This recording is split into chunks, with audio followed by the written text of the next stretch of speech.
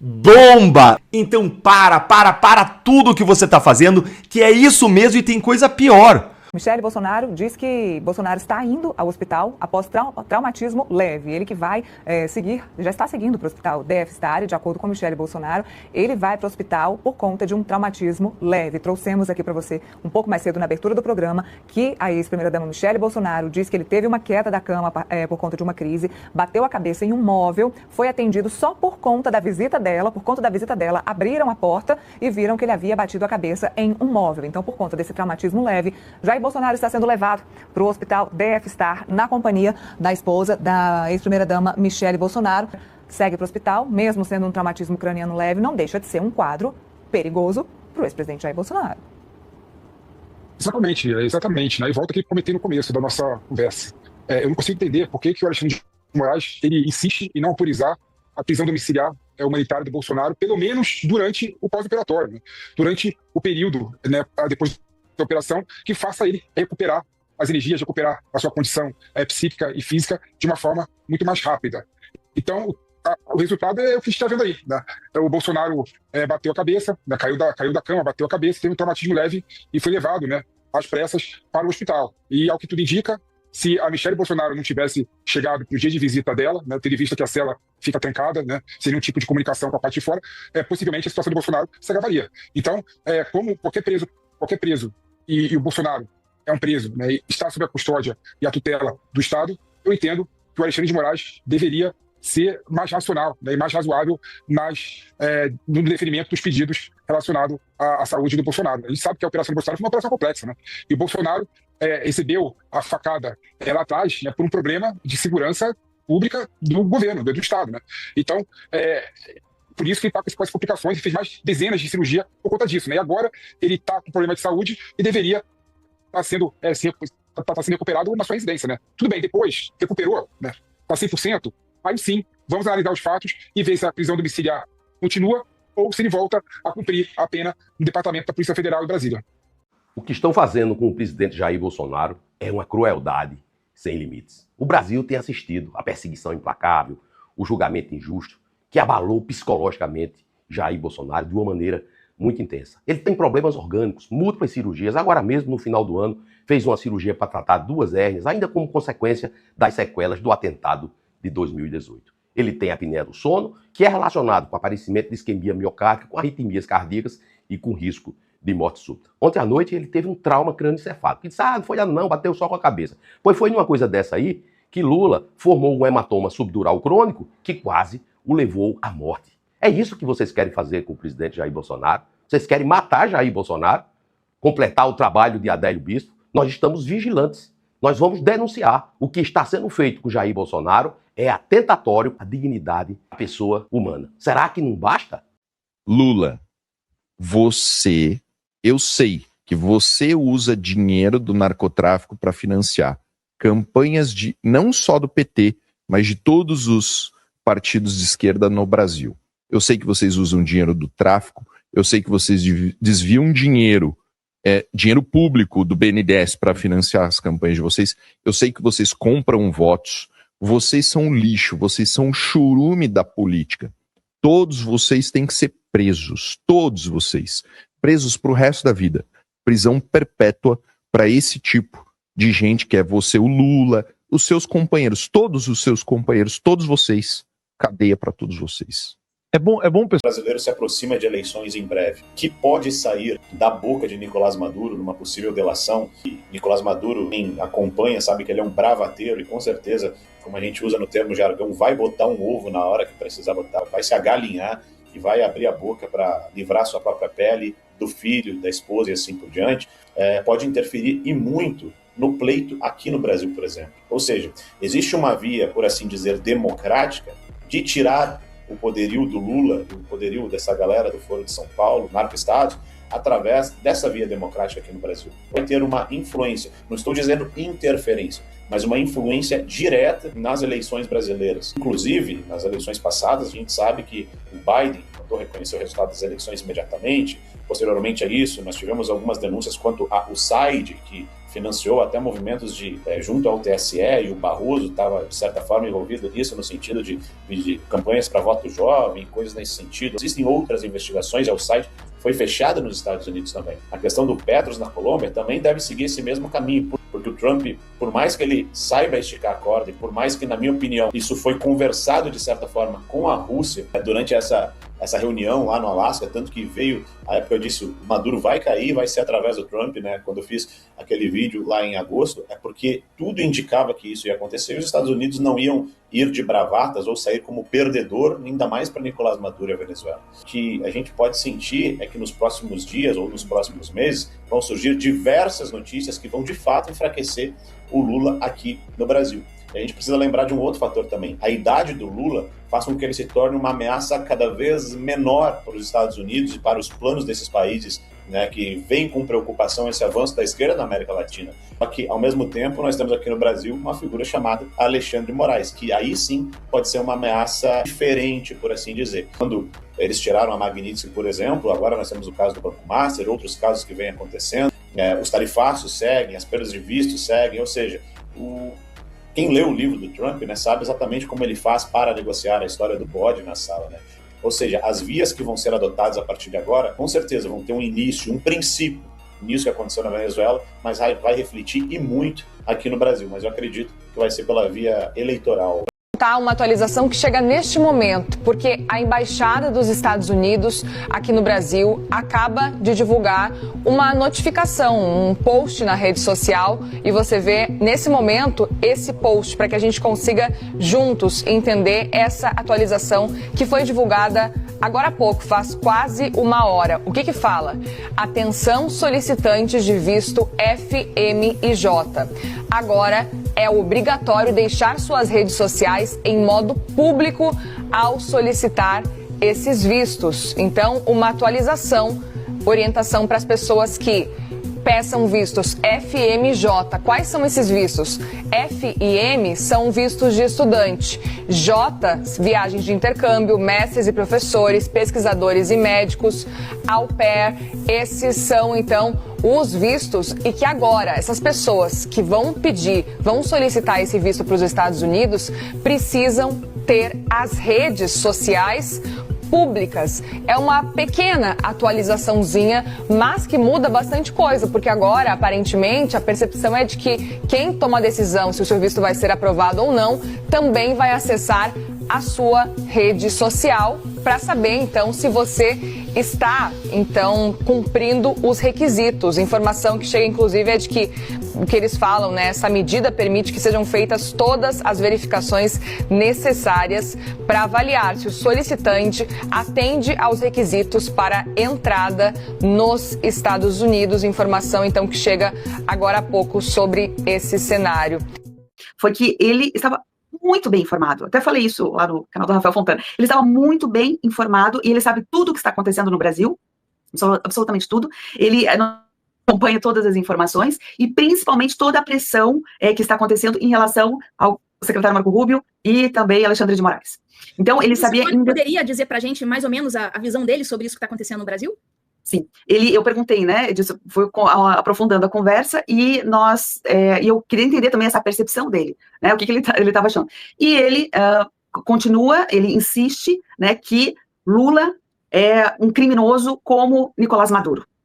Ele fala que eles trabalharam juntos em todo esse processo aí, eleitoral, com o suporte dessas questões aí do narcotráfico, né, que patrocina o governo de Maduro, e principalmente, que foi o começo, a pergunta que eu mais queria saber, o que eu queria saber dele, principalmente nesse momento, qual era a conexão entre a PDVSA e a Petrobras nessa estrutura de lavagem de dinheiro e financiamento de campanha. Por quê? Porque ele falou que foi a PDVSA, né, que financiou, através da PDVSA, que financiou que foi o financiamento da campanha do Lula.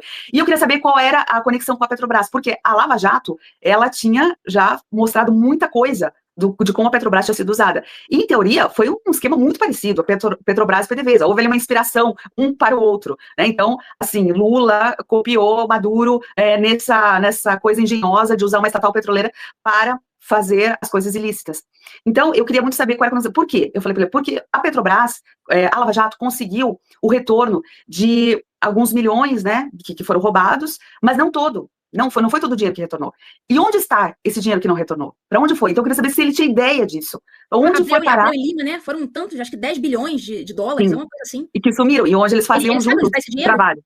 Então, daí eu perguntei para ele porque esse é de todas as perguntas, né, que eu fui conversando com ele, saber o que ele achava do Brasil também, desse momento, e ele foi confirmando, né, a mesma visão que eu... E perguntei, cheguei a esse ponto, até que nós fomos aprofundando a conversa, eu cheguei a esse ponto.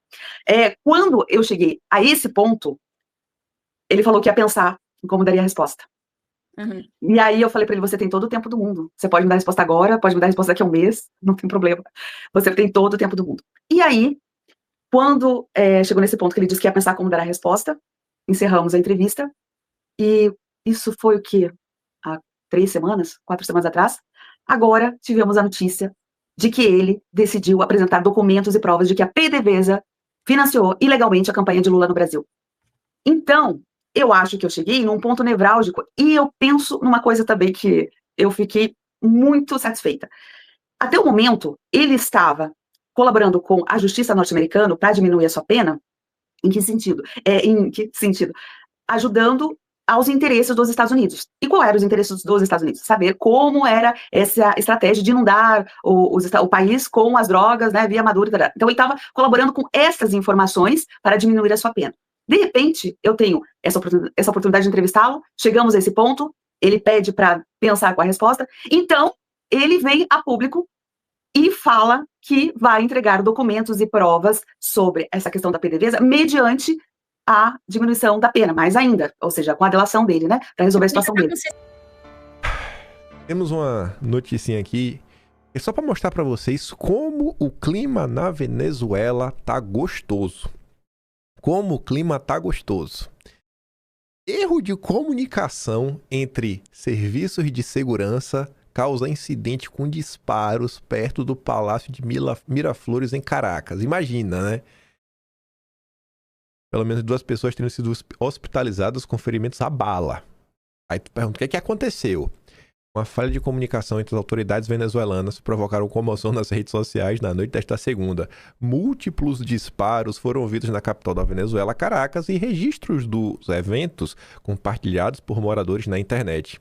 O incidente, que ocorreu nas imediações do Palácio de Miraflores, sede do executivo, foi provocado por drones de um órgão do governo que sobrevoavam a área e foram erroneamente identificados pelas forças de segurança de Miraflores como uma ameaça.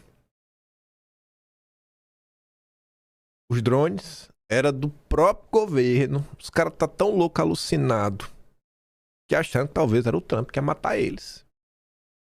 A Leonardo Coutinho colocou ali alguns vídeos, né? O sistema de defesa antiaérea que protege um palácio do Miraflores do regime venezuelano foram acionados, supostamente em reação a drones, que segundo fontes locais estariam se aproximando. O curioso é que os drones são civis. Dá pra bater uma foto.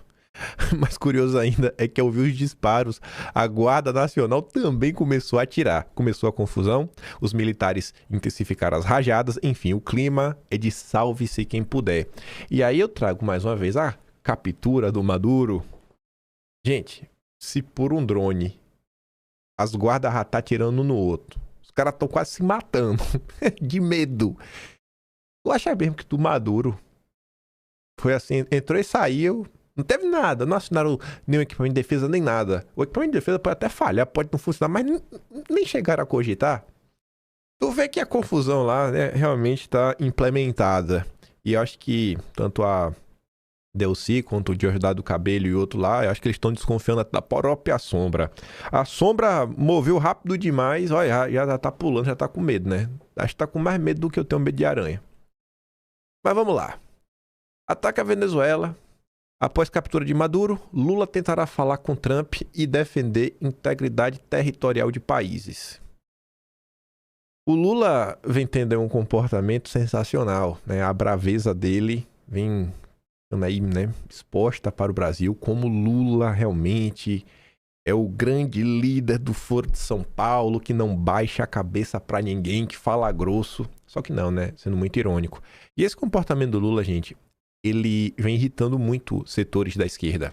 Vem irritando muito mesmo. Ele vem sendo alvo, assim, de constante provocação, porque tá difícil de lidar com a situação. E não só o Lula, mas a própria Rússia, a própria China, né, que são os grandes bastiões aí, inspiração da esquerda brasileira, eles vêm sendo questionados. Porque assim, são países grandes potências, militarmente, né, super desenvolvidos, pelo menos é a narrativa que eles vendem. Mas e aí? Vai fazer o quê? Não vão fazer nada pelo Maduro? É só retórica barata? E até agora foi só retórica barata, não teve mais nada. Aí do Lula foram várias. Essa é a primeira. O governo brasileiro está preparando os seus próximos passos após o ataque dos Estados Unidos, na madrugada de sábado passado. Segundo fontes oficiais, será recomendado a Lula uma comunicação com Trump, que é amigo dele, né? E além do governo brasileiro, será a defesa da soberania e integridade territorial dos países. E vocês perceberam que o Trump está falando, não tem guerra, sabe? A gente capturou Maduro. Respeitando lá o governo, né? É um problema, mas é isso mesmo. Vai, não tá lá o regime, desde que o regime esteja disposto, né, a trabalhar em parceria. Então, o que o Lula tá pedindo é basicamente o que o Trump já tá fazendo, ou seja, é um faz de contas, é um teatro. Tudo é um teatro. Aí, depois vem. Até isso aqui era para ter vindo antes, né?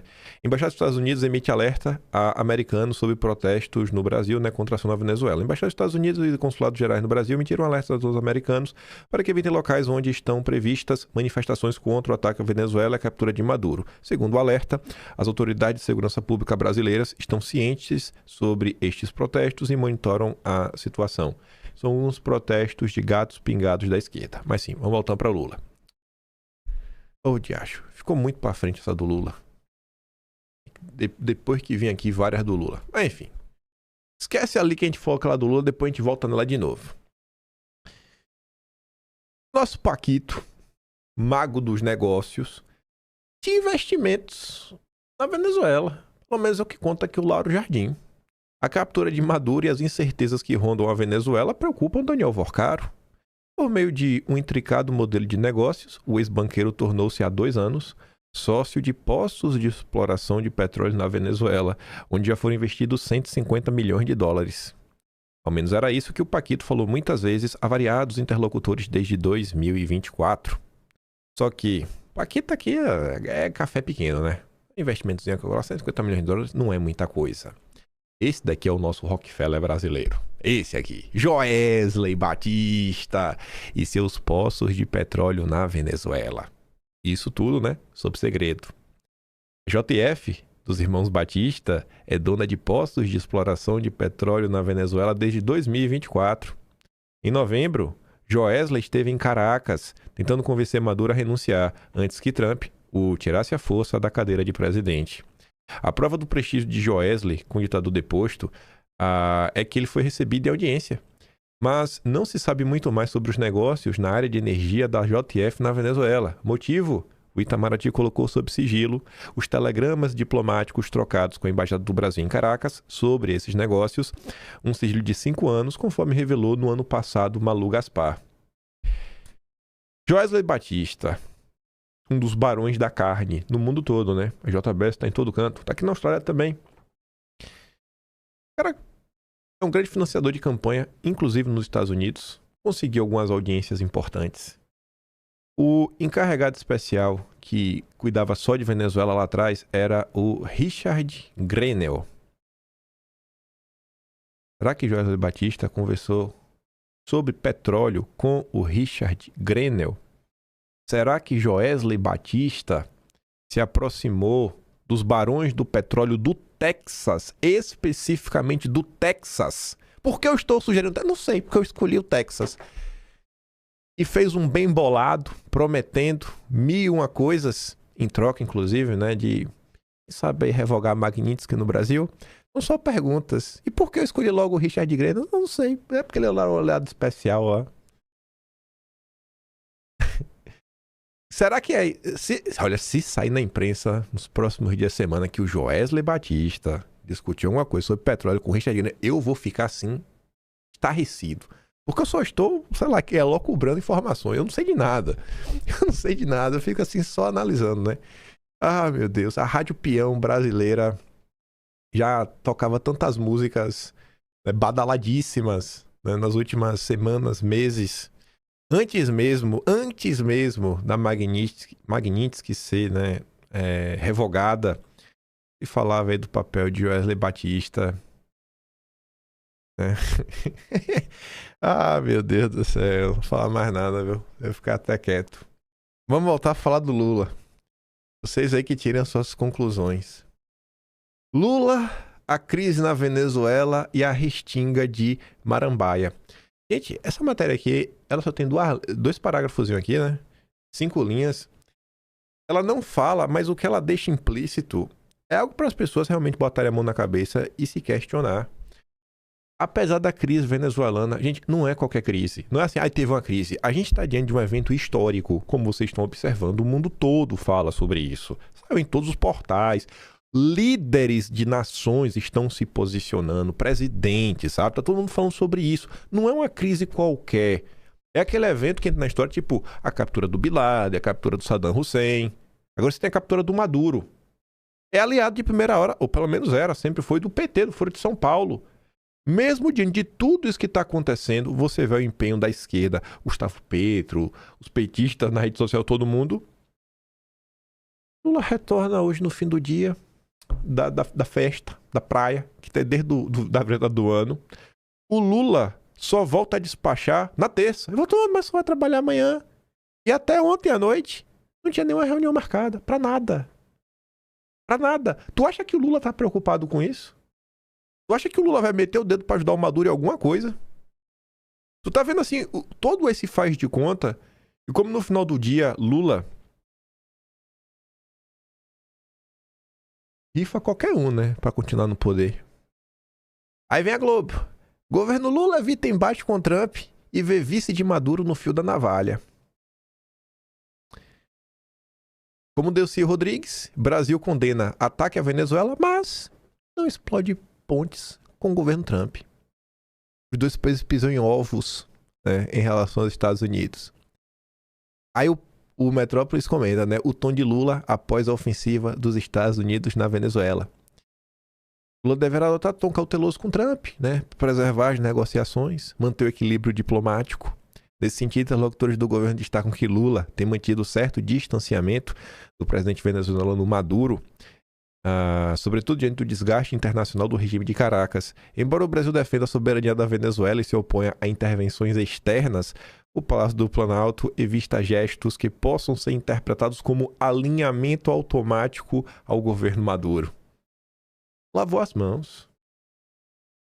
Isso porque a própria imprensa brasileira, a gente mostrou no vídeo ontem, atribui que a captura do Maduro passa pelo Lula exatamente por saber que o Lula não ia fazer nada. Já estava tudo fechado no pacote. A Globo, a gente comentou no vídeo ontem também, anunciou que os diálogos com a Delcy Rodrigues, inclusive sondando com ela se ela poderia assumir a presidência por um período interino, começaram em outubro do ano passado, no Catar. Aí o Lula ligou para Delcy no dia, antes dele fazer o pronunciamento. Aí o que a Metrópole diz, não, o Lula não quer se vincular ao Maduro nem nada. O Lula reclama de que o Maduro foi capturado.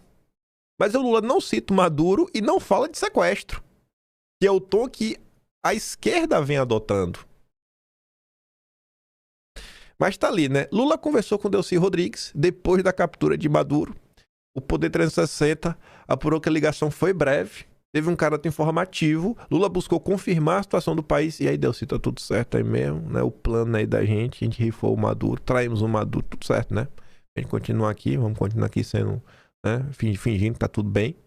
A conversa serviu principalmente para que Lula pudesse entender o quadro político e institucional venezuelano. Ela ligou, Lula, fica de boa aí que aqui tá um acordão.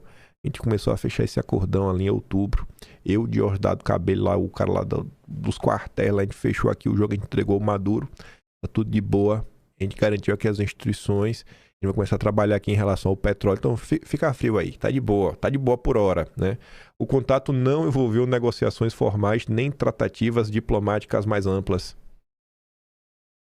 Nem pra perguntar, tá precisando de ajuda, precisa de alguma coisa, quer que eu se posicione? Aí fez aquela nota ridícula, que ninguém comprou.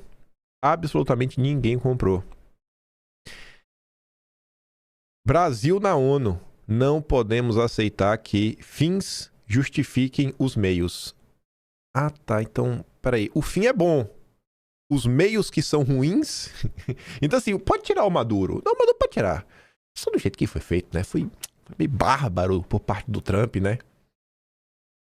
De acordo com o Sérgio Danese, embaixador do país no Conselho de Segurança, uso da força na nossa região evoca capítulos da história que acreditávamos que estavam para trás. Mas tirando isso daí, vocês podiam tirar o Maduro, né? Só porque foi de um jeito meio ruim, né? Os meios foram meio complicados. Esse é o Lula, bicho. Esse é o governo do PT. É um grande teatro. Aí o Gustavo Castañón, um cara na esquerda. Eu acho que o Gustavo tá até mais próximo da direita do que ele imagina. O Gustavo é apoiador de Ciro Gomes. Aí fala: Lula acabou com a liderança brasileira. Vimos a primeira excursão militar dos Estados Unidos na América do Sul desde Allende. O Brasil não fez nada, nem antes nem depois. Aqui eu acho que o Gustavo não andou lendo as notícias. O Brasil fez sim. O Brasil entregou a cabeça do Maduro. Conversou direitinho. O Joesley Batista foi lá. O Celso Amorim confirmou que sabia da ida do Joesley. Nada fez, pelo contrário, né? Tem que liberar aí a Magnitsky e tudo mais. Então o Brasil fez sim. O Brasil atuou para entregar a cabeça do Maduro. Parabéns, Lula. Não tentou impedir a operação, não articulou contra a condenação do ato, não, pelo contrário. O Brasil trabalhou para que tivesse a operação.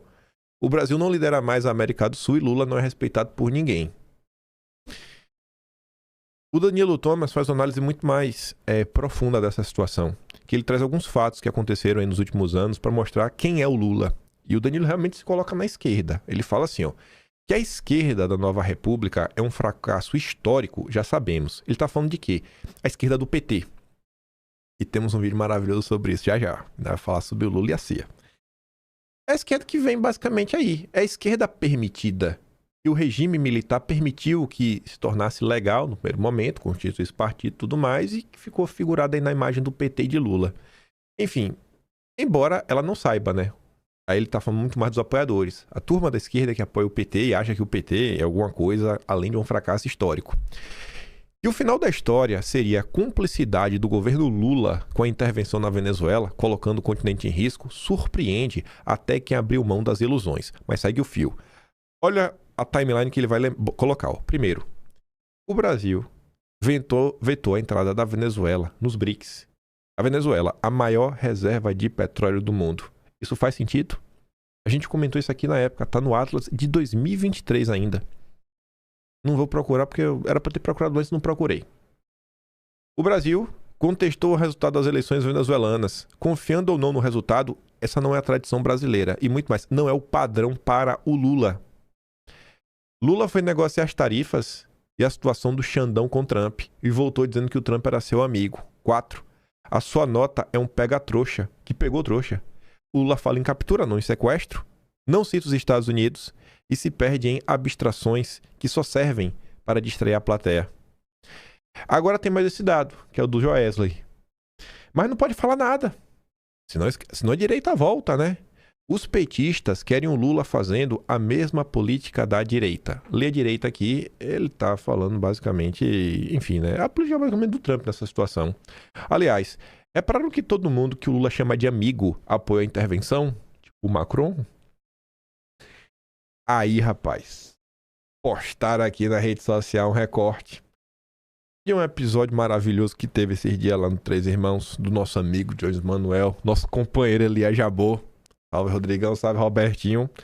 Que o Jones Manuel pega o pedaço de bosta, bota em cima da mesa e fala: e aí, Elias, tira esse pedaço de bosta de cima da mesa. E aí não tem como tirar um pedaço de bosta sem melar as mãos, né? Mandou falar do Lula e a cria do Golbery. Deixar que ambos, comunistas, assumidos. E o Elias, além de comunista, é o propagandista oficial da China. O propagandista oficial. Se tem um propagandista neste país, é esse rapaz. Ele é mais chinês do que quem nasce na China. Vamos aqui ouvir. Isso aqui é pérola. Sabia muito do Lula, né? Não, ele... Brizola dizia que ele é agente da CIA. O Brizola falou que o Lula foi agente da CIA? Pergunta ali essa história, ele sabe. Infiltrado, Cara, tem que observar o seguinte, o Brizola ele era para ser presidente do Brasil em 62, né? 65. Você já se perguntou que às vezes pode estar defendendo um cara que é agente do imperialismo americano? Você já se perguntou que talvez esteja defendendo um cara que você não devia? Que é do traidor? Tá falando do Lula. Isso é uma coisa que eu entendo um pouco. Olha, pra mim, eu sou um bom professor de geografia, e eu sou um cara que entende um pouco de imperialismo, entendeu? Sabe? Talvez não tanto quanto ele, mas eu entendo um pouco de imperialismo, sabe? Então eu tenho clareza disso. Tá. Eu não, a outra diferença... Desculpa, não tô falando que você é burro. Não é burro não, a questão é o seguinte, eu não guardo a menor ilusão que esse pessoal com o PT não guarda ilusão. Eu não guardo ilusão com o PT. Vai começar agora a parte boa. Do Haddad, uma política que não vai ter. Eu conheço a base material que constitui a consciência do Haddad. Eu não guardo a menor ilusão que esse pessoal com o PT não guarda ilusão. Eu não espero do Haddad uma política que não vai ter. Eu conheço a base material que constitui a consciência do Haddad, sabe? Que leva o Haddad a pensar como ele pensa. Então eu não espero deles nada disso. Você conhece o Haddad? Conhece o Haddad? Ao longo desses anos, pelo menos aqui no canal, talvez vocês também já tenham visto nas redes sociais algumas pessoas que mostram o Haddad falando da sua formação acadêmica e dos elogios que o Haddad faz, por exemplo, ao Soros, ao Jorge Soros. Ao longo dos anos, a própria esquerda... deixa eu ver se eu acho aqui uma matéria. Esquerda Diário. Putz, eu acho que o nome é Esquerda Diário. Esquerda Diário Haddad... Deixa eu ver se é assim. Aqui. Pronto, já achei. Ao longo dos anos, a esquerda, por exemplo, aqui, a Esquerda Diário. Conheça os neoliberais cotados por Haddad para governo e conciliação com os golpistas. Isso aqui foi em 2018. A esquerda crítica a candidatura do Haddad. Porque o Haddad estava cercado dos neoliberais, dos golpistas de sempre. A turma que domina a Faria Lima. Aí falava do Marcos Lisboa. Sempre ele tá em todas. Samuel Pessoa. O Trabuco. Banqueiro. Que além de estar no Cruzeiro da Bradesco, também tá lá na... Mas não sei se ele tá na vice da Febraban. Josué Gomes. Sobrinho em consideração do Lula, inclusive. O AP. Que é o cara da reforma tributária. Tá vendo a reforma tributária? Com toda essa agenda globalista de agenda verde. Enfim. E citava outras pessoas. Então assim... Não adianta que ela pegar todo mundo e colocar no mesmo pacotinho. Uma coisa é o comunista raiz, que quer expropriar a propriedade privada sua, invadir a sua casa, tipo alijar bolos. Outra aquele como a Tabata, que quer enriquecer o Lehman. Não é? São pessoas diferentes.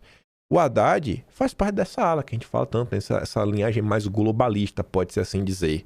A esquerda sabe disso. Sabe, mas eles ficam caladinhos.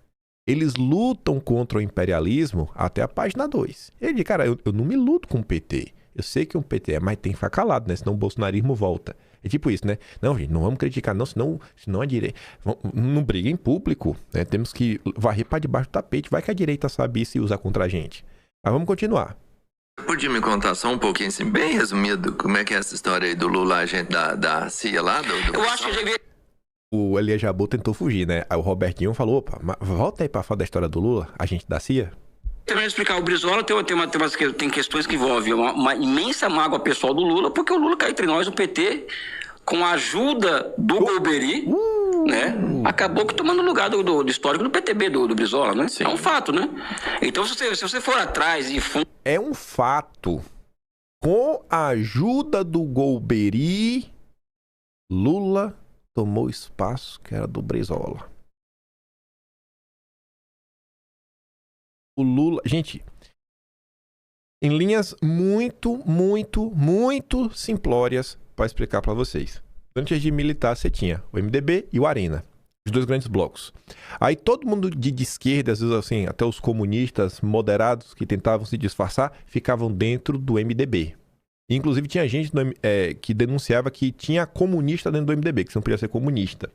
Aí, nesse processo de democratização, que eles falam que é para lá da panela de pressão, então você abre para você ir liberando a pressão de dentro. Então, assim, é uma abertura totalmente controlada. O Golbery era o chefe da inteligência brasileira, da BIM da época, né? O SNI, Serviço Nacional de Inteligência. Aí o Golbery deixa que a esquerda se organize dentro do PT. Quando o PT nasce, o PT é a união de 9 vertentes diferentes. O PCO, por exemplo, do Ruizão, era uma dessas vertentes, que depois rompe com o PT e monta seu próprio partido. Mas depois. Então, no início, se você quiser assistir como movimento político, você tinha que estar debaixo do guarda-chuva do PT, que foi o guarda-chuva permitido pelo Golbery. Traz para o dia de hoje. O bolsonarismo é a direita radical. Não, ela não pode. A gente precisa de uma direita permitida. Bolsonaro a gente bota na cadeia, mas o Tarcísio aí a gente pode deixar se organizar, né? Um pessoal mais bonito, gosta do mercado financeiro. O que fizeram, isso é o PT. Isso é o Lula. A tese do Teatro das Tesouras é a coisa mais real que existe na história deste país. Lula é uma das figuras mais abjetas que já passaram pela política. O Lula é um cara tão baixo que ele traiu o próprio movimento que o alçou ao poder. Mas vamos continuar. Né? Você vai chegar com outra conclusão. De que o PT foi uma aí, né, não é a minha opinião, tá? Foi uma criação do Golbery do Couto Silva, né? Foi. Porque os partidos comunistas eles não foram legalizados, no PCdoB em 80. Ele permitiu que o PT fosse formado, mesmo com muito trotskista, fosse formado, e não entregou a legenda do PT para o Brizola. Ele não entregou. Só permitiu o PT. Deixa eu dar uma pausa aqui e ver se eu acho no Atlas. Quando que eu comentei isso daí? Passei aqui uns 5 minutos procurando, não achei. Chega, me deu uma frustrada aqui agora. Ai, o vídeo vai ser atrasado, inclusive por causa disso. Cara, eu passei na verdade uns 8 minutos procurando. Mas vamos voltar. Chega, me deu um desânimo aqui agora, não tem encontrado pra mostrar pra vocês. Eu vou procurar depois com calma e pego pra vocês tá na Biblioteca Nacional. Saiu no jornal da época, tá lá preto e branco. São 9 frentes diferentes e inclusive mostra, né? Tem uma tabela que mostra Partido da Causa Operária, trotskista, grupo tal, marxista, grupo tal, comunista, que é exatamente o que a Lei Jabot está falando. Eles não permitiram que esses partidos, esses grupos se tornassem partidos, mas podia existir dentro do PT. Porque o Lula ia manter tudo sob controle. Maravilhoso. Mas vamos lá. Ficou com a Ivete Vargas. Ficou com a Ivete Vargas, né? Então, o Brizola tem os motivos dele para falar isso. Sabe? E o agente da CIA, eu acho que não. Se o Lula fosse o agente da CIA, já teria vindo à tona. E Lula fez o cursinho lá, para sindicalista. Eu não sabia isso foi você que falou. Nos Estados Unidos. Lula foi para os Estados Unidos fazer um curso? Fez um cursinho lá. Sindicalizar?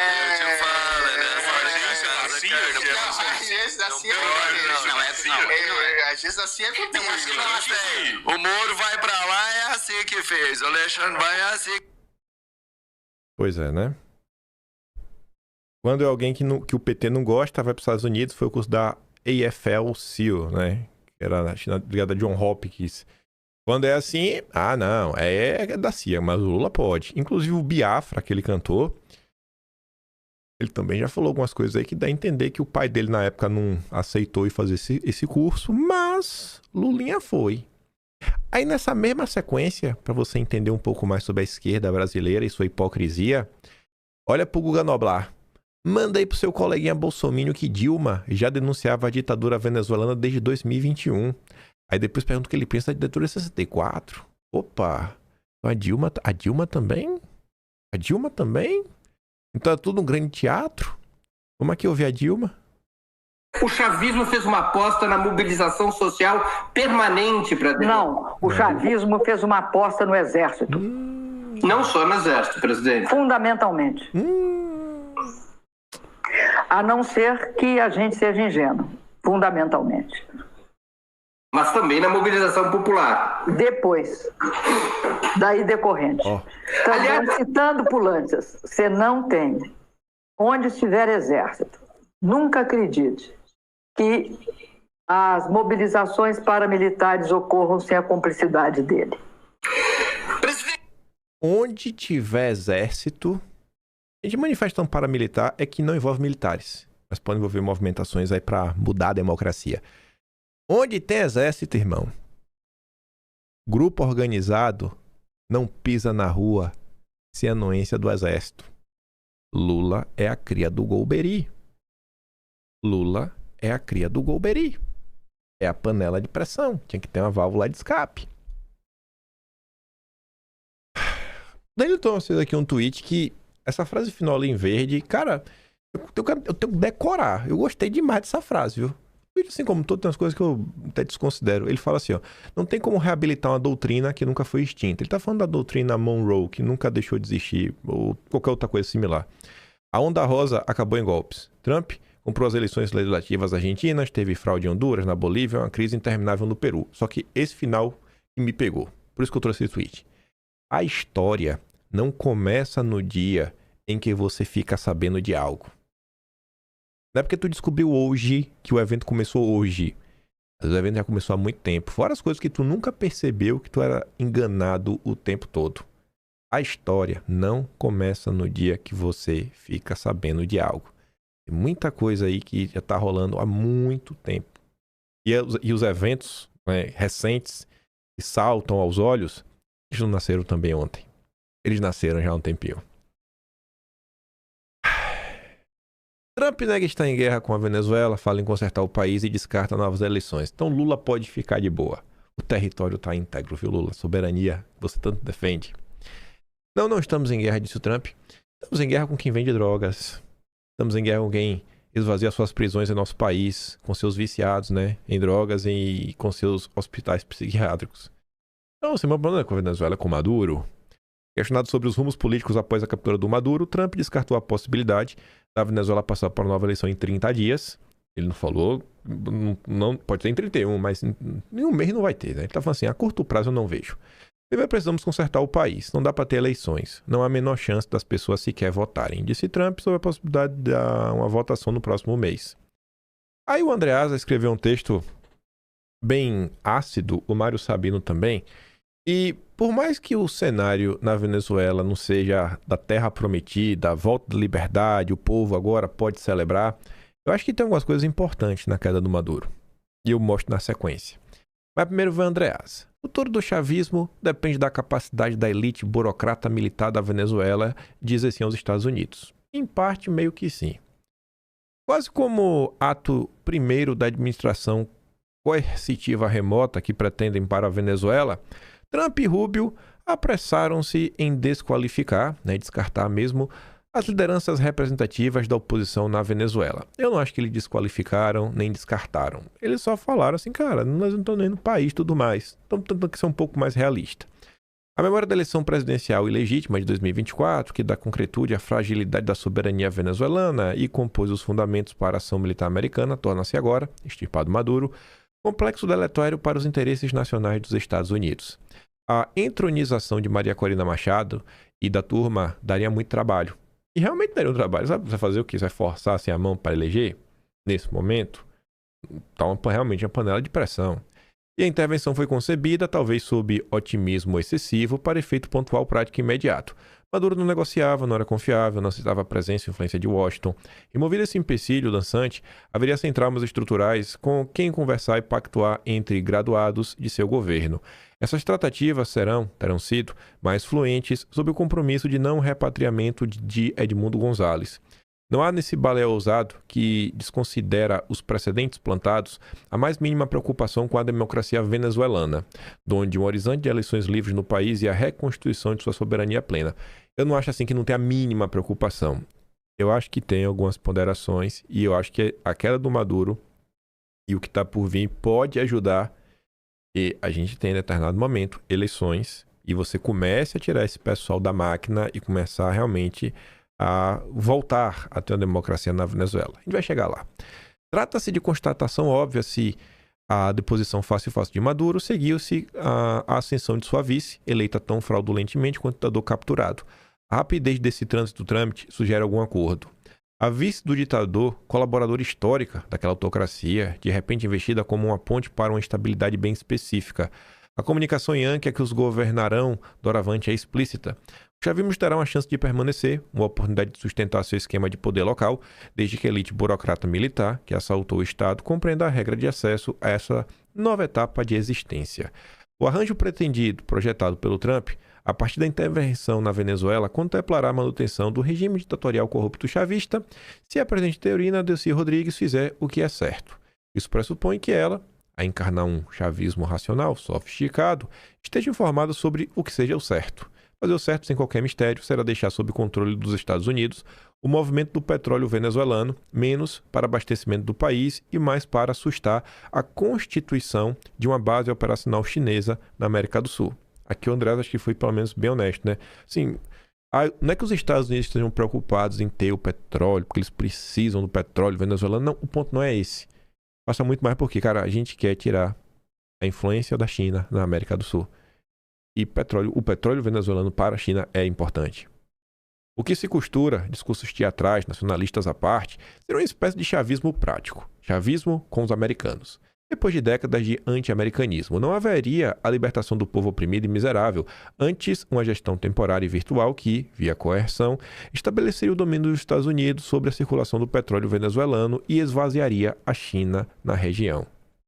O Mário Sabino coloca aqui também uma insatisfação, que eu acho que ele está certo nessa insatisfação, até porque acho que muita gente na Venezuela também está meio triste naí, e não é porque o Trump e o Rubio podem tentar ser o mais realistas possíveis.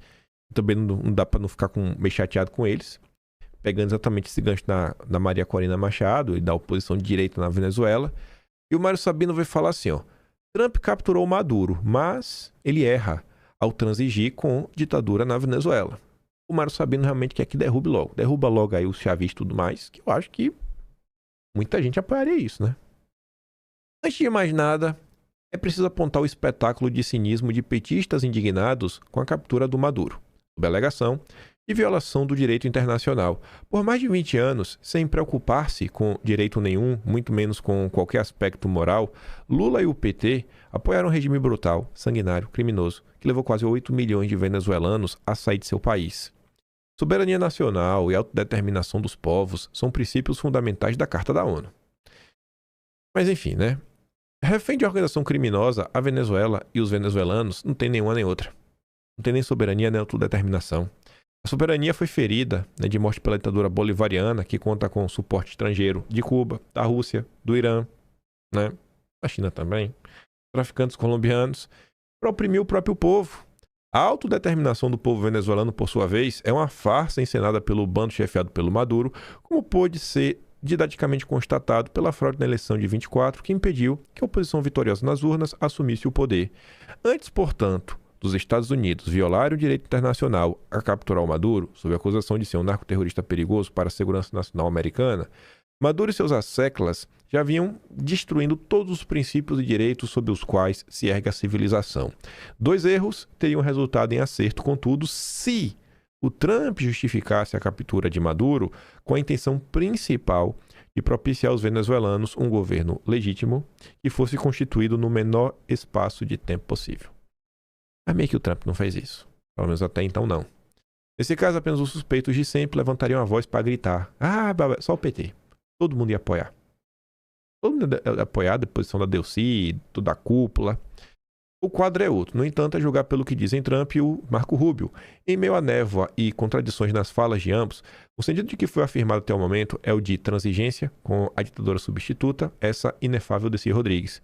Para que não haja nova intervenção militar americana na Venezuela e nada mude muito por lá, ao menos no médio prazo, eles dão a entender que basta que Delcy e os demais facínoras bolivarianos não imponham obstáculos a que companhias dos Estados Unidos voltem a atuar no setor petrolífero venezuelano. Eu não acho que é só isso. Chegarei lá. Saíram matérias na imprensa sobre isso. Inclusive com a obtenção de indenizações bilionárias pelas perdas financeiras que tais companhias tiveram com a nacionalização promovida ainda no tempo do Hugo Chávez. Os americanos acenam até com a possibilidade de se tornarem sócios do governo da Venezuela na exploração das gigantes reservas de petróleo ali existentes e na recuperação da infraestrutura do país. E a partir do momento que você começa a melhorar a infraestrutura do país, isso não traz de volta a liberdade do povo. Mas eu creio que você já começa até a melhorar um pouco a vida no país. Você vai retirando as sanções, você fazendo uma coisinha aqui, uma coisinha colar. Mas então, cara, tem outro caminho, velho. do caminho, talvez vocês consigam, né? Até ficar no poder, melhorando a vida do povo. Vamos repensar aqui o que vinha sendo feito. Nesse arranjo, o regime ditatorial teria também de dançar na política externa, conforme a música regida a partir de Washington, afastando-se da China, da Rússia, do Irã, cubanos, o que acho que também traria diferença, não só na Venezuela, como em outros países, né? No mundo ocidental como um todo. Sem o petróleo, praticamente doado pela Venezuela, o regime cubano, Cuba, poderia cair. Tende a cair. O simbolismo da derrota cubana para o capitalismo seria espetacular, mas é para a China, essencialmente, que Trump quer mostrar quem manda não apenas na Venezuela, mas na América Latina inteira. Nesse jogo duro geopolítico para qual Trump atualizou a doutrina Monroe, dando real significado ao neocolonialismo, como desnuda a estratégia de segurança nacional divulgada pelo seu governo em dezembro, o restabelecimento da democracia na Venezuela tem papel menor. Na minha opinião, além de representar uma traição a Maria Corina Machado, porque o Trump nutre inveja porque ela ganhou o Nobel e ele achava que ele que tinha que ganhar, e apostar no erro de deixar a redemocração venezuelana em segundo ou terceiro plano, bem como voltar a fazer bullying imperialista com latino-americanos. Afinal de contas, o produto mais valioso da pauta de exportações dos Estados Unidos é desde o final da Segunda Guerra e na América Latina desde a presença de Jimmy Carter, a liberdade em todas as suas versões, ou vá lá, né, certa ilusão dela. A hipocrisia como velha homenagem do vício à virtude, não como vergonhoso espetáculo de cinismo continuamente ensinado pela esquerda em todas as latitudes. É o que diferenciava os americanos dos soviéticos, para a grande vantagem competitiva dos primeiros. A liberdade política, econômica, comportamental, democrática, como motor de um soft power inigualável.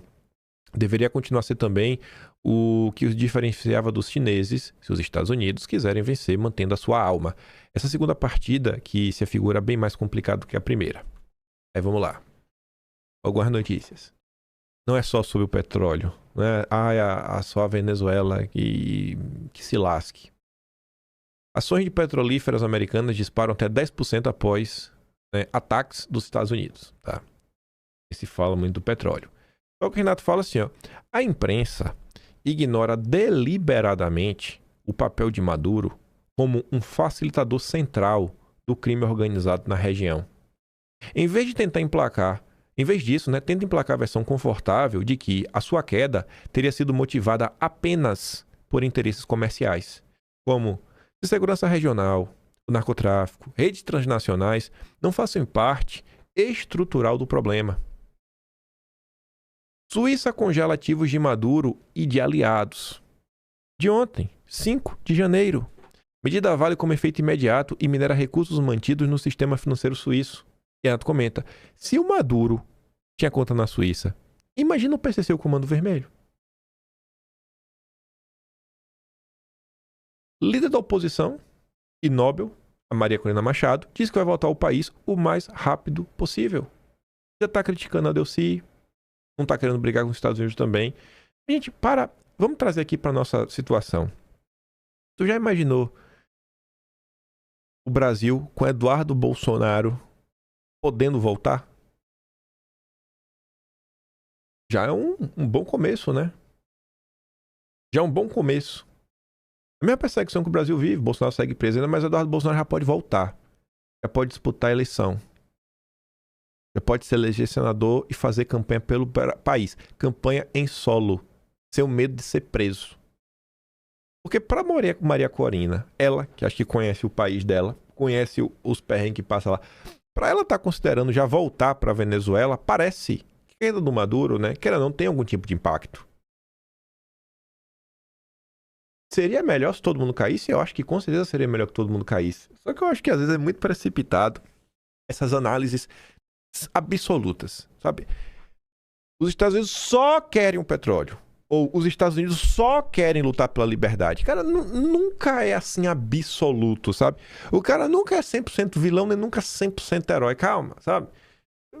E aí a galera quer levar tudo até lá. Cara, não é que o cara também tá preocupado e tudo mais, ou não é porque senão ele realmente tá sendo o mais realista possível. Não, às vezes ele podia estar sendo mais realista, às vezes ele podia estar ajudando até mais.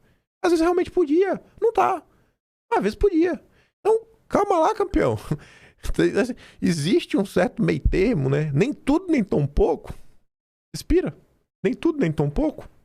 Vamos lá, respira.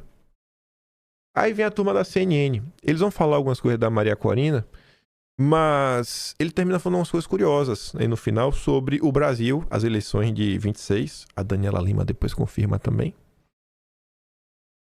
A Tsuki posta o seguinte, né? Trump fez com Corina a mesma coisa que fez com Bolsonaro. Fala acho que do William Vac. Em que pese Guaidó e Corina pertencerem à ala da direita aceitável, ao contrário de Bolsonaro, a atitude de Trump nos 3 casos é idêntica.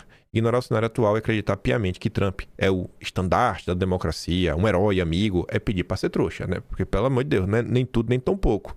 Para tipos como Trump, pessoas e governos são simpatias ocasionais, alinhamentos pontuais e funcionalidades. Servem enquanto funcionam. Quando deixam de ser úteis, são descartados sem cerimônia, sem gratidão e sem remorso. Isso chega a ser também, né, todo esse ponto. Mas vamos aqui ouvir. Cadê esse aqui?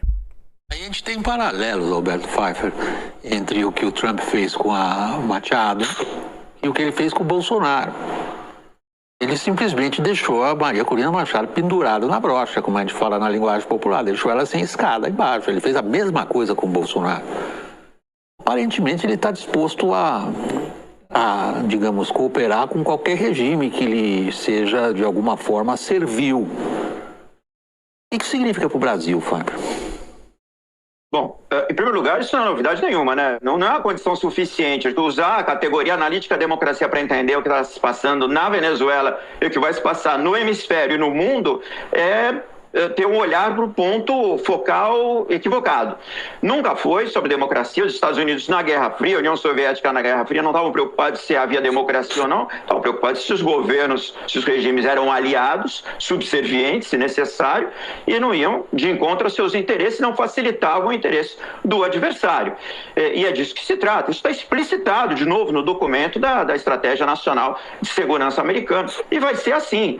Outra coisa, não tem amigos, tem inconveniência. Bolsonaro poderia ser conveniente num determinado momento em que parecia que ele tinha condições de derrotar um candidato mais proclive à China, que é o caso de Luiz Inácio da Silva, numa competição eleitoral próxima que haverá no Brasil. Não é porque ele é amigo do Trump, é porque ele parecia ter uma chance eleitoral. Maria Corina Machado, que é respeitada por Trump, pelos assessores, por Marco Rubio, também é uma pessoa que não é descartada neste momento. Ela é apenas colocada no lugar em que ela tem a funcionalidade de ser um ícone da oposição venezuelana, uma força da resistência, sim, uma campeã da democracia, mas sem posto, sem caneta, sem capacidade de implementação. E foi isso que o Marco Rubio disse, isso que o Trump disse. Quer dizer, colocá-la no poder hoje, ou colocar o que foi efetivamente eleito, o presidente Gonçalves Urrutia, representaria entregar o comando de uma estrutura da qual eles não têm ascendência alguma, conhecimento algum. Isso sim poderia levar o país à disfuncionalidade, à paralisia e ao caos.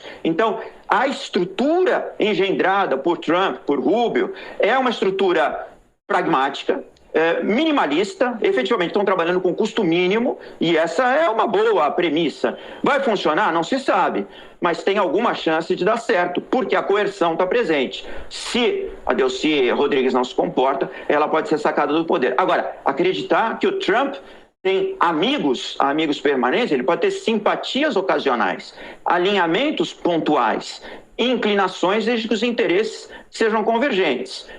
Certamente, no caso do Brasil, ele agora, talvez mais bem informado do que é a complexa estrutura institucional brasileira, do que é a multitude de atores políticos, de planos de poder na República Brasileira, avaliará melhor com quem se alinhar para a próxima eleição.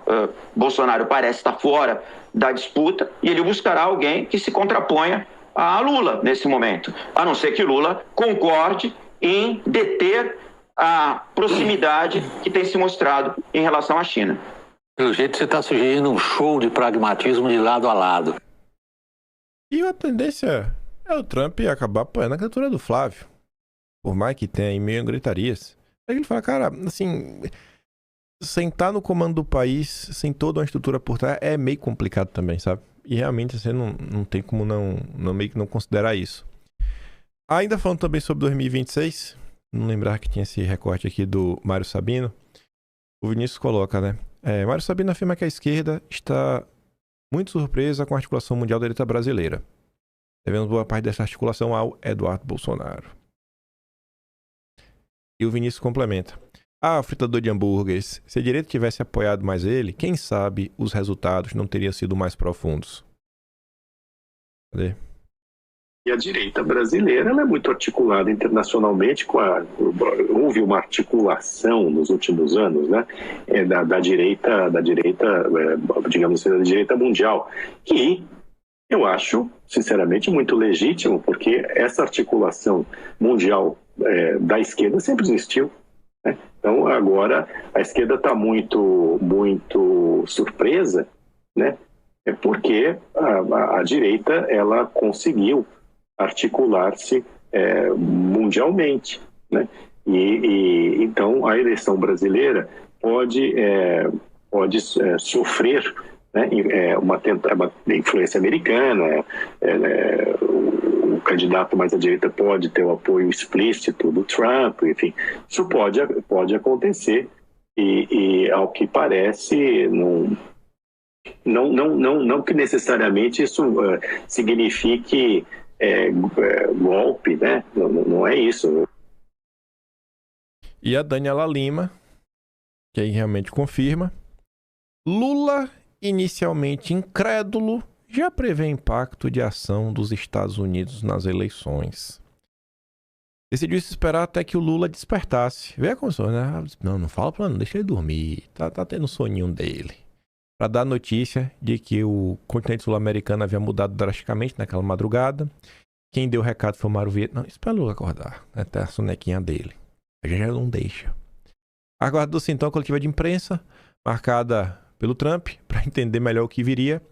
A sinceridade com que o Trump falou foi chocante. Ele não citou a democracia. Ah, meu Deus do céu. Escreveu o ministro petista. Na seara das certezas, duas realidades incômodas. A primeira é mais importante. A ação dos Estados Unidos na Venezuela vai interferir nas eleições do Brasil. Não se sabe em que medida, mas vai. Depende do comportamento das plataformas de redes sociais. E de quem o Trump também vai apoiar e como vai apoiar, né? E obviamente que vai ser nas plataformas, né? Porque a Globo não vai dar nenhum tipo de destaque. Outra coisa que está contratada é o impacto das decisões de Trump nas eleições para o Congresso americano deste ano. Se ele perde a maioria, o mundo é um. Se manter o controle que tem, é outro. Mas que haverá um impacto no eleitorado americano, não há dúvida. Na sequência. Enfim, entrando aqui numa treta, eu acho que eu queria até ter mais tempo para comentar. Isso aqui eu acho que é relevante comentar. Se não fosse, não tinha colocado em vídeo.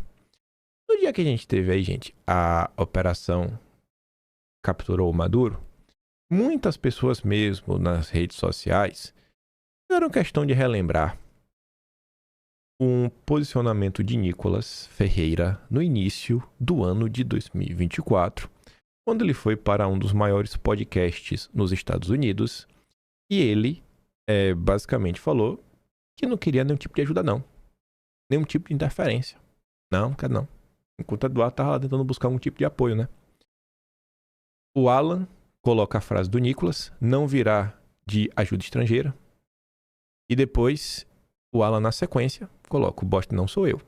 O Nicolas falou que o Alan era um bosta. E ele coloca os dois vídeos. O vídeo do Nicolas celebrando a interferência do Trump na Venezuela e o Nicolas falando que não quer interferência no Brasil.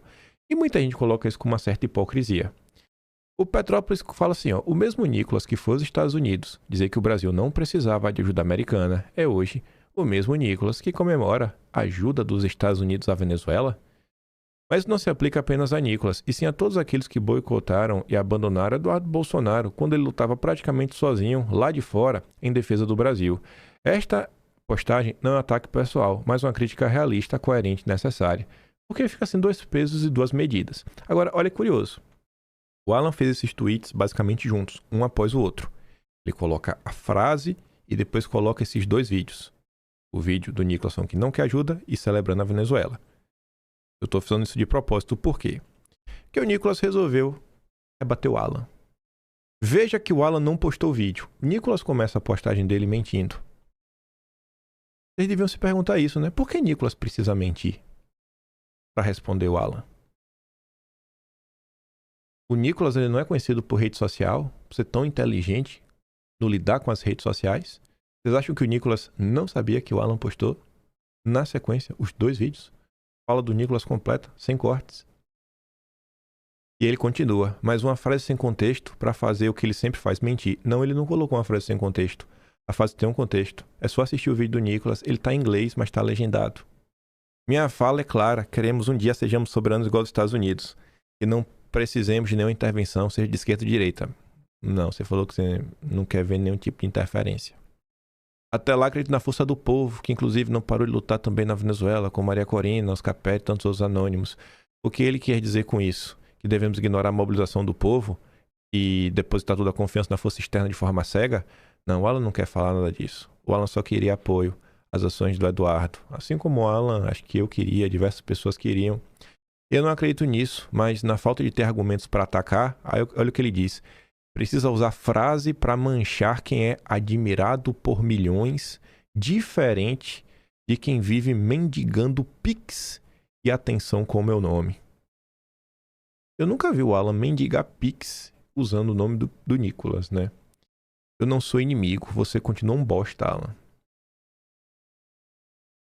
Olha, acho que você pode discordar do Alan dos Santos à vontade, mas mendigo do pix é meio complicado, sabe? Bem complicado. Esse é o tipo de postura. E tem gente que ainda trata o Nicolas como uma criança, né? Ele vai fazer 30 anos. Agora. 30 anos, mas é uma criança. Aí, diversas pessoas nas redes sociais foram mostrar os comentários do Nicolas. A Tsuki faz um compilado que tem primeiro a fala do Barroso, depois as falas do Nicolas. Aí tá ali, né? Como estava dizendo, não quero que os Estados Unidos interfiram em nada, né? No Brasil, nem na direita nem na esquerda. Essa é uma fala do Nicolas, tá? Entre aspas. Eu até peguei aqui o frame da fala dele. Aí o cara reforça. Pô, você disse que não quer nenhuma ajuda? Nos deixe em paz. O que é que você vai fazer, velho? É uma revolução? Ele perguntava pro Nicolas. Aí não, o mal um dia cai. É isso que eu espero que aconteça também aqui com o nosso país. O mentiroso não é o Alan, Nicolas. Aí para você ver algumas postagens de redes sociais. Alguns da direita brasileira são muito hipócritas e oportunistas. Quando Eduardo foi pedir ajuda ao Trump para salvar o Brasil, muitos de direita, além de não ajudar em nada o Eduardo, fizeram campanha contra e o criticaram. Mas quando é para Venezuela, aí sim pode. Tu já imaginou um parlamentar venezuelano, o mais votado do país, viajar para os Estados Unidos e ir lá dizer publicamente: não queremos ajuda externa, que não interfiram em nada, eu acredito no poder do povo, o povo vai para as urnas? Achou ruim? Exatamente isso que o Nicolas fez. Aí o Mendruga fala: rapaz, esse trecho do mendigo do Pix me fez relembrar toda a dor e correria que o Alan teve com a filha doente. Vocês aí que são um pouco mais velhos, que não são crianças, né, pré-adolescentes de 30 anos. Você aí que é pai, tem 3 filhos. Tu imagina, uma das filhas do Alan, a TT, a mais jovem, a mais nova, né, ela tinha problema sério de saúde. Imagina você sair do seu país, exilado, por conta do Alexandre de Moraes. Até hoje eu não sei qual é o crime do Alan. Aí você perde tudo que é seu canal é fechado, sua fonte de renda é fechada. E o seu canal dando muita audiência, que era o Terça Livre. Aí você tá com a mão na frente e outra atrás. Você passa 3 anos sem ver sua família e você vai deixar sua filha no Deus dará. E você é mendigo do Pix. Esse é o comportamento de um cristão. E um monte de gente pegando isso daqui, gente, que é mais um episódio. Não. Por isso que a esquerda perde. Eles ficam brigando entre si e tudo mais. Cara... olha, se alguém falasse isso de mim, eu queria que alguém brigasse por mim, viu? Não é por nada, não. A Thaís até diz, ó, Jesus ensinou a não julgar e ajudar quem precisa. A gente não sabe o peso que o outro carrega. Melhor ter compaixão do que zombar. Eu prefiro não rir da desgraça de ninguém. Pedir ajuda não é crime. É melhor pedir do que roubar o passa-fome em silêncio. Aí o pessoal vai relembrando várias coisas, né? Quando o Alan estava no hype, na eleição de 2020, que o Trump compartilha, inclusive, uma entrevista do Alan, isso aconteceu, o perfil oficial do Trump. Aí o Nicolas estava ali, né? Tem razão. Eu conheço, ele nos representa. As pessoas mudam, né? Tem um monte de gente que compartilhou nos últimos dias aí postagem do Nicolas pedindo pra eu seguir ele. Tanto faz pra mim, não... segue aí, deixa de seguir. O Melquisedeque diz, uma das coisas que fizeram o Nicolas mudar foi o tal de Sérgio Santana. Eduardo Bolsonaro sabe quem é. Era um sócio, né? E deixaram de ser. Porque do bezerro de ouro não tem a pedra do Eduardo, vem desse nome também. Além da falta de cara do menino de ouro dos intergalácticos e prudentes. Uma coisa que vem incomodando muito as pessoas na rede social é o entorno do Nicolas. Nicolas vem inflando há um bom tempo perfis que são totalmente contrários ao bolsonarismo. Em especial o Space Intergaláctico, o Jalim. O Space Intergaláctico agora, o Nicolas está também empurrando no Instagram. Vê as pessoas mandando prints do Nicolas usando o perfil grande dele de milhões de seguidores para promover postagem do Space, para crescer lá também. É o perfil que fez lá o Space, que levou a Baianinha, que deseja a morte do Eduardo, do Bolsonaro como um todo, que Nicolas mandou um abraço. E as pessoas, graças a Deus, estão começando a perceber que tem algo errado. Aí, olha que coisa, né? O Nicolas, depois do tweet chamando o Alan de mendigo do Pix, ele ainda fala assim, ó: e aqui se encerra eu dar palco pra uma pessoa tão dissimulada e mentirosa como o Alan, ninguém merece. Aí o Jalim pega a notícia da Folha de São Paulo e ele só coloca a manchete e o subtítulo sem revelar o nome. Ex-diretor do MEC afirma que Alan dos Santos tinha interesse em contratos de publicidade. E aí o Jalim disse que o Alan, né, é um cara que realmente só estava atrás de dinheiro. Sabe quem é, gente? Esse cara que faz essa denúncia é o Roquete, o cara que prendeu Felipe Martins. As pessoas que cercam o Nicolas, e o Nicolas sabe disso, o Nicolas só participa de Spaces com o Jalim, com o Space Intergaláctico, com o Baianinha, com o Silvio Grimaldo. Todas as pessoas com quem Nicolas interagem odeiam Bolsonaro. Alguns querem Bolsonaro morto. Eu não acho isso normal. E muita gente está acordando para esse comportamento do Nicolas. Eu não sei se o Nicolas vai corrigir a rota, se ele vai seguir dobrando a aposta. Mas, tá aqui. Eu falo e eu estou mostrando para vocês. Tá ali, ó. Essa é a turma do Nicolas. E aí o Alan responde. Ele coloca ali para falar, né? Mendigo de Pix é uma expressão típica de quem jamais produziu uma única ideia que sobrevivesse sem verba pública. O rapaz confunde pedir apoio voluntário a leitores livres com mendicância. Para esse tipo de espírito, quem não vive de imposto, né, vive de esmola. Quem vive de imposto serve à nação. É a moral do parasita ensinando a etiqueta ao homem livre. Aí ele fala, né, um exilado na história sempre foi um sujeito perigoso. Perigoso porque fala sem pedir autorização, pensa sem consultar partido e escreve sem submissão hierárquica. Já o burocrata, esse sim, precisa mendigar. Mendigar relevância, mendigar aplauso, mendigar pertencimento ao grupo que o protege, né, do próprio vazio. O curioso é que o sujeito se diz defensor do povo, mas só respeita quem está no topo da máquina. O povo, quando ajuda voluntariamente um jornalista perseguido, é massa enganada. Já o povo, né, quando vota nele, é soberania popular. A coragem de Nicolas nas palavras usadas ao Alan, né, nunca existirá contra Pablo Marçal. E o presidente do partido dele, né, o Valdemar. Isso não é argumento, é psicologia barata. É o ressentimento clássico do medíocre que jamais arriscou nada da vida e que por isso mesmo odeia quem arriscou tudo. No fundo, a crítica não é ao Pix, é à liberdade. Porque quem vive de favor estatal não suporta a ideia de alguém sobreviver sem pedir licença, nem bênção, nem salário, nem aplauso. O mendigo aqui não é quem pede ajuda aos leitores, é quem vive mendigando desculpa para continuar pequeno, em tempo. As empresas dos parentes dele serão expostas e vocês saberão quem é Nicolas e sua máquina de palestras no pântano do Marçal. Estava comentando ontem na live. Vocês lembram do vídeo do Pix? Se vocês forem atrás, porque tem coisas que são informações públicas e a Meta tem que divulgar.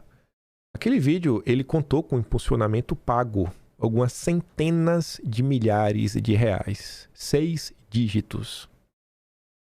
Também tem alguns levantamentos aí sobre quanto o Nicolas anda faturando, vendendo seus cursos para te ensinar a ser um verdadeiro cristão. Não é?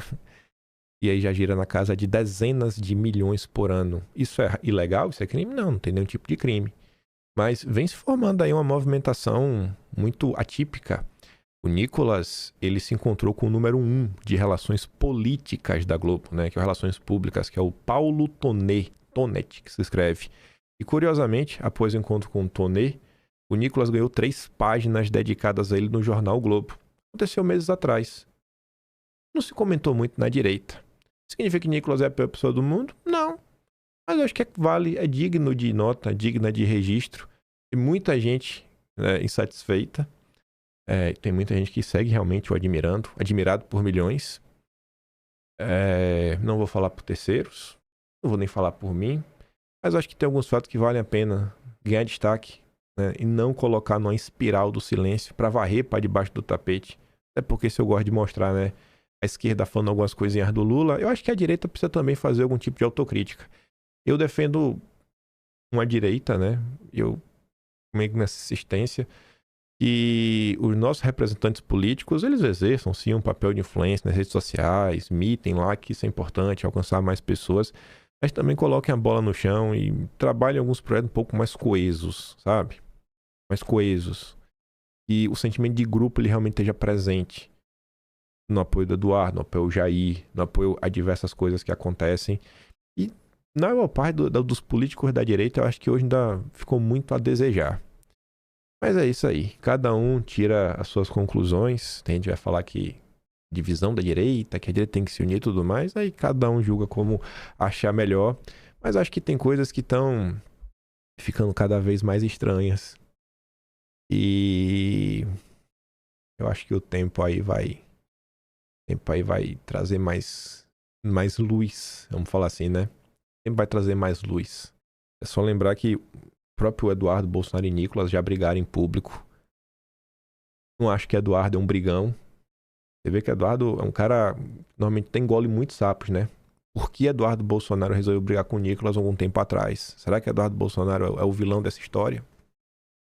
Será que não tem nada que merece uma reflexão? Eu tô aqui, né? Só observando. Tenho mais informações, mas eu prefiro me resguardar a falar o que eu posso provar. Não é melhor assim? Eu falo o que eu posso provar e o que eu posso mostrar. Se eu posso mostrar, eu falo aqui. Se não, no máximo é só uma pergunta tipo do Joesley Batista. Enfim, eu fico por aqui. Vote-me no iBest. Estamos na reta final. Se eu não votou ainda, só voto uma vez só. Você também me ajudar um pouco mais, né? Principalmente no canal. Tem um Tony Valeu, tem um Patreon na Instagram e tem um Atlas Brasileiro. Tentar lembrar amanhã, não esquecer de pegar lá a notícia do Lula. Como a esquerda se organizou em torno do PT, do jeito que o Golbery deixou. E por hoje é isso. Fico por aqui.